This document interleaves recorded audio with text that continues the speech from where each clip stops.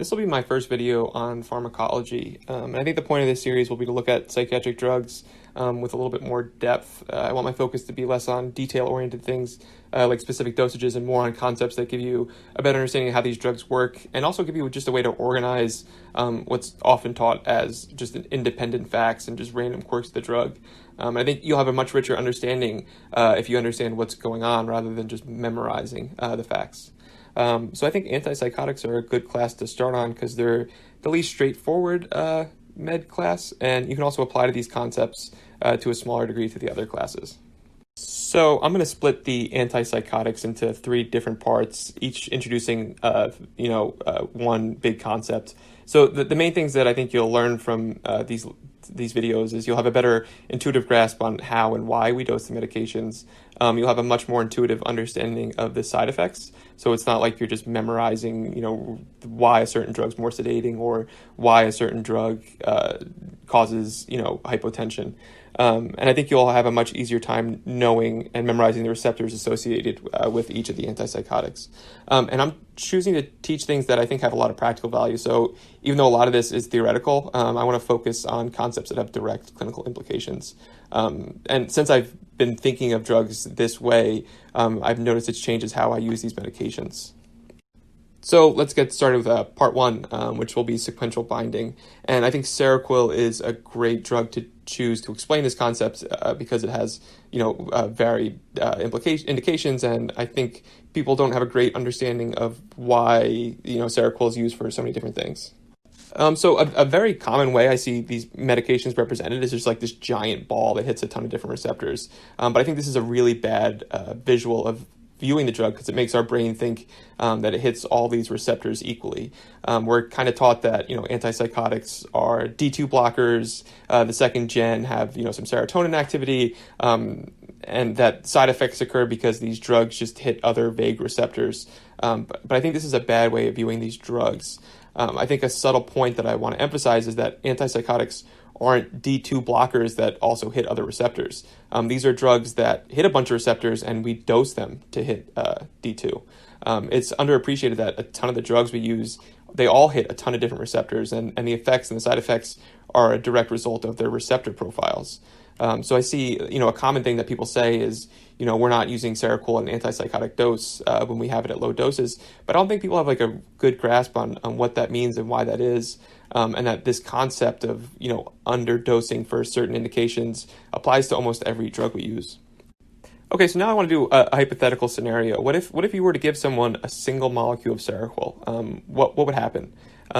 So when you give a drug like seroquel, it has a different signature set of what's called binding affinities, which is just a fancy word for how it has different levels of attraction to different receptors. So if you were to give one molecule of seroquel, it would have, a slight attraction to M1, D2, A1, but it's actually only going to go to one receptor. So it's going to go to the receptor that it has the most attraction to. So if you gave one molecule of seroquel, it would only go to histamine receptor. And the reason why it's important to grasp this is that if you give a limited number of seroquel, it's not going to the other receptors. It literally has no activity at the other receptors. In that, if you were to say this is an antipsychotic, you're not using the language correctly because it's literally not touching the D2 receptor. It's also not touching the receptors that have antidepressant activity. You need to give enough molecules that it hits those receptors. Okay, so now what's going to happen if you give, say, 10 molecules of seroquel or 100 molecules of seroquel? So I want to make a little picture.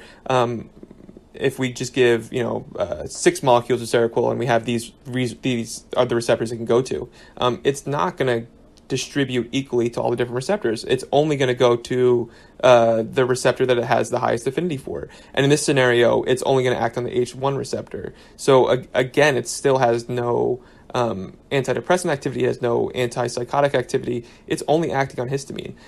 It's not only until all the H1s are filled and then we add another molecule of seroquel that it's going to act on another receptor class. So now that all the H1s are filled, it's going to move on to the receptor that has the next highest affinity for, which is the A1 receptor. And the point is that there's still absolutely no antipsychotic activity. There's still absolutely no antidepressant activity. So that brings me to the most important concept in this video, and that's viewing medications and the receptors they hit as a fountain.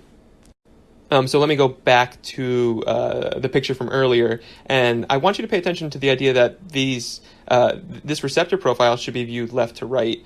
It's not that it hits, the way it kind of looks like it hits a lot of H1, and then the receptors on the right side of the picture, it hits a little bit, but kind of as we've gone through, it's not that it hits a lot of the one and a little bit of the other, it's that it hits the ones on the left first, and then it moves on to the ones on the right later.